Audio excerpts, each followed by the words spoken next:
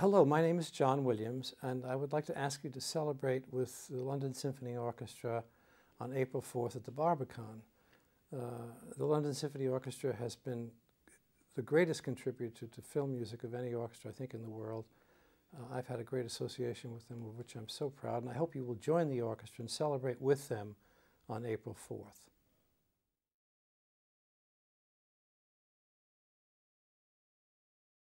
The first connection that I had with the LSO was, I think, Star Wars. I think that's right.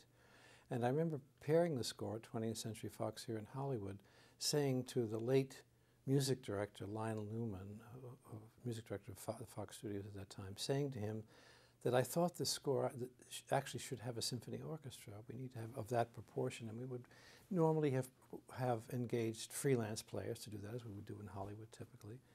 And I remember Lionel Newman saying to me, well, why not get an established, credited, well-known orchestra? Why not the London Symphony? How wonderful. Could they possibly be available to do a thing like this? And we rang them up, and it was a miraculous find to discover that there could be time in their schedule to do a series of recordings like this.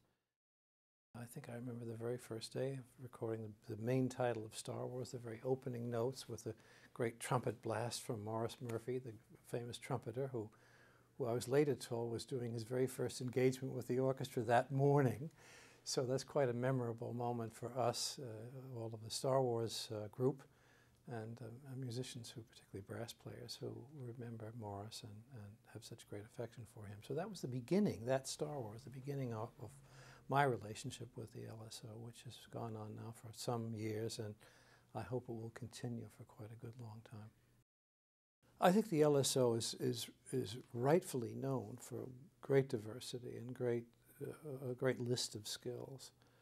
To begin with, sight reading, the quickness of the orchestra to absorb and understand and assimilate extremely diverse areas of repertoire.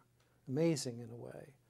And I think part of that is, again, London itself and its place in the music world, but also the versatility of the British musicians, which I'm not an expert on this subject, but I think that we often say that the military band traditions in Britain, where wind and brass players would come from the Midland bands or whatever, certainly they've had conservatory training like everyone else, but there's a great tradition of wind and brass playing in Britain that has given the LSO a certain, I'll put it this way, a certain edge over orchestras that will play only standard repertoire, 18th, 19th, even 20th century repertoire, and equips them particularly well for work like film work, where you have a post-serial 12-tone score one day and an early romantic score the next, and a piece of Baroque reference somewhere else, or maybe all of it in one piece.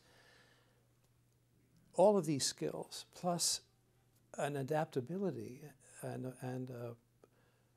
a spirit about them, where you never felt any condescension from the orchestra. Whatever the level of the repertoire, whatever the level of the conductor would be great to acceptable.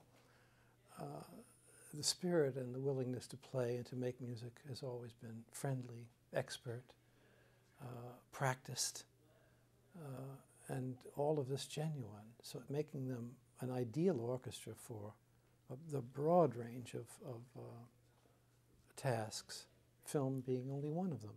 It occurs to me to say that there isn't an organized orchestra in the world that's associated itself with film to any near the degree that the LSO has done.